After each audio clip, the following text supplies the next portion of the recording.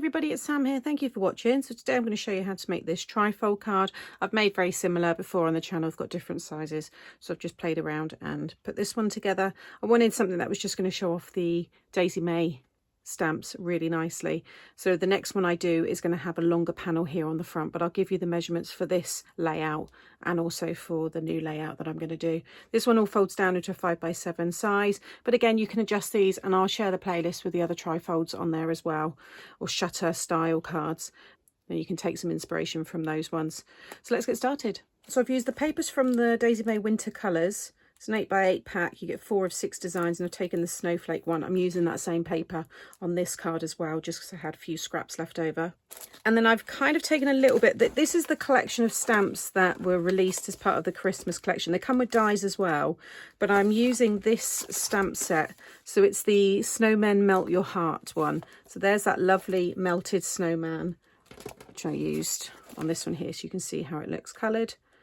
And then I wanted to use him, so I've got this panel which is going to go this way, and then we're going to have a thin panel there. So just thought it'd be nice for you to have the two choices really. So if you do have those taller stamped images or die cuts, then you can choose which one's going to suit the card. Then I've taken the sentiment from this one. It's a gorgeous one. I'm going to be using this on a card style. There's No One Quite Like You is what I've stamped at the top of that one. And then for that sentiment, it is from this one here, which is another adorable one with the lovely big snowman there and the candle. Nobody Warms My Heart Like You. I will link, as always, everything that I've used in the description box below. So what you want to do first of all is make your templates. You want to cut yourself a piece of 10x7 card. So I've got a white 300 GSM cardstock here. And then we're going to do score lines, which are all the black lines here. And then the red are your cut lines. I'm just going to take my scoreboard. So I've already cut my piece of 10x7 here.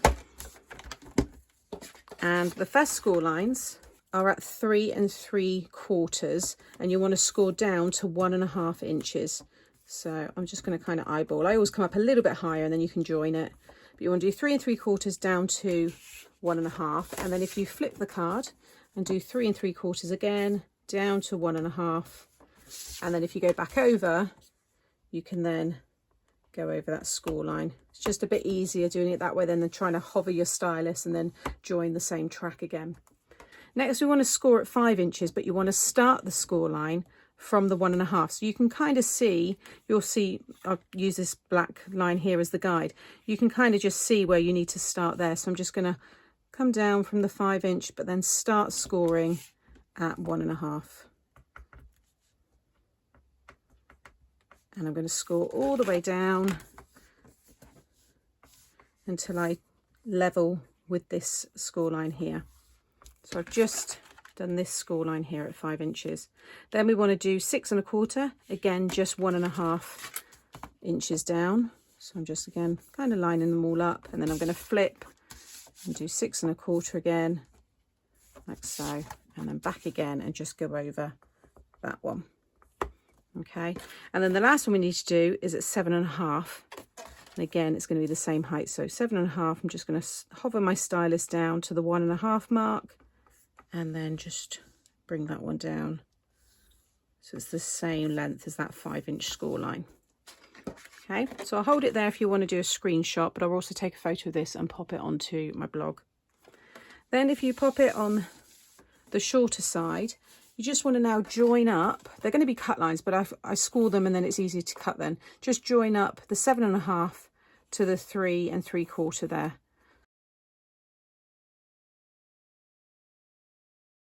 Okay. And then if any of them aren't quite joined up, you can just pop it back in your scoreboard and just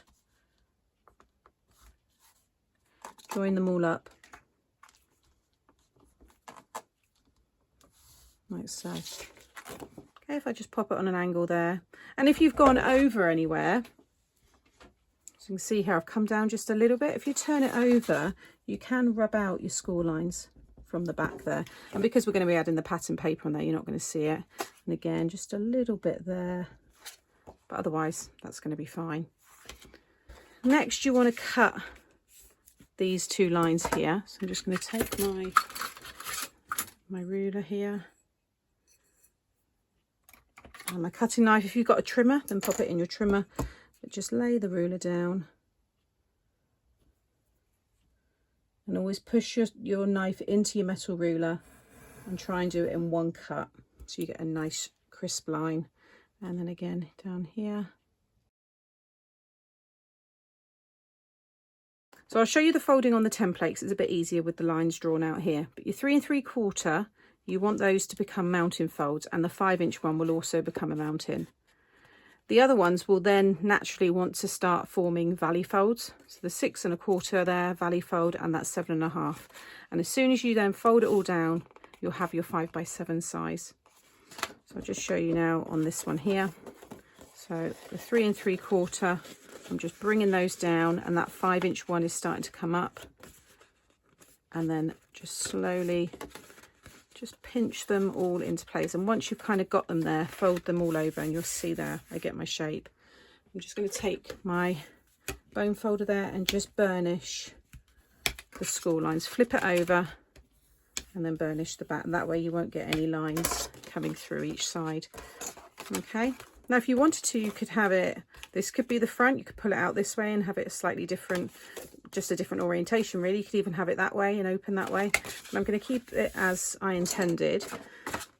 So if you want to do this arrangement, then you're going to want to cut yourself 2 pieces of 3 1/2 by 1 1/4 mirrored card, and then 2 pieces of 3 1/4 by 1 in the pattern paper, and then this piece here is 4 3/4 by 3 3/4 for the mirrored card, and then 4 1/2 by 3 1/2 for the piece that for the white card that I've stamped onto. For the one that I'm going to do today, so I've got this one long piece here. So again, you can see I've stamped the snowman slightly off to the left there because I've got some of the stars. So I thought that star would look quite nice there. And then I've got some others as well, similar to how I've kind of placed them there. This piece is 3 1/2 in the mirrored card by 6 3/4, and then 3 1/4 by 6 1/2. So I'm going to stick that one on there. I've then got this piece, which is going to go down the side there, and this is 1 by 3 3/4, and then 3/4 by 3 1/2. So I'm going to stick those ones down first. Okay, so that's the front. So just by changing your mats and layers can really transform the card. Everything now inside here is the same for this one as well. But again, if you want, you could do a long panel here rather than the separate pieces that I've done.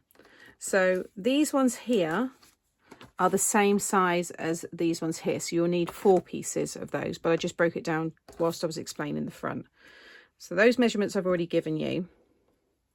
These two here are, so you're going to want 2 pieces of 2 1/4 by 1 1/4 in the mirror card, and then 2 by 1 in the pattern. So they're going to go in there. My sentiment area, you don't have to, you could just leave it white if you want, or you might have your message on the back. You might have another stamped image or a scene that you're building here. So the silver is 2 1/4 by 3 3/4, and then 2 by 3 1/2. It's going to go there. This one's the same size as the measurements that I've just given you there, and that's going to go inside. And then, like I said, I've got the stars, so I'm going to have the big star to fill that space, and then I might have another one up there. I like to have one on the sentiment area, and then I might have another one up in that corner. So I'm going to get all that stuck down. So that's the finished card, and I like to always go over parts of the stamped image with my accent glaze. So you can see there I've gone over his nose, the buttons, his boots, and some of the buckle detail on the hat there, and you can see it also here. And then with the snow, I've used the crystal ice. I've just sprinkled that over. I just ran a bead of glue all along the top there, and yeah, sprinkled it over. I thought it looked lovely, and I've popped some of the glaze on the hot chocolate mug there as well. You could also, when it's closed, you could do small mats and layers for the square areas that you see. So that could be 2 separate pieces. There's so many different ways to do the mats and layers, and like I said, that really transforms it. And you can also double up this style to make those kind of showstopper cards that I like. So if I just turn this upside down, but you could stick it over that way, so you could have that looking card, which I think looks lovely, or you could stick the fronts this way, so you would have something like that. So you'd have that larger panel and then all of that on the side, but you could also flip it over and have a card that's got that design, and then they would all fold down because that would just fold over. So you'd be looking, it's not too much, you know, it hasn't got a too large of envelope for that side actually. It'd be, well, it's just under 6.5. So do 6.5 by 7. I've got box envelopes that would fit that size. So if you do like to make those showstopper cards, I've got lots of those on the channel, then I think that could be a really nice option for this style. So I hope you've enjoyed this card style from me today. Which one do you prefer? Do you like the portrait style or the landscape style? I think they both look really nice, and these stand as well. I don't think I showed that, but they stand really nicely. So yeah, there you have it. So as always, thank you for watching. I will link the product that I've used in the description box below. If you've not subscribed to the channel, consider subscribing and hit the notification bell, and that way you won't miss out on any future videos. Popping up now will be, like I said, some more trifold cards. You might want to watch those next, and I'll see you all again soon. Take care. Bye.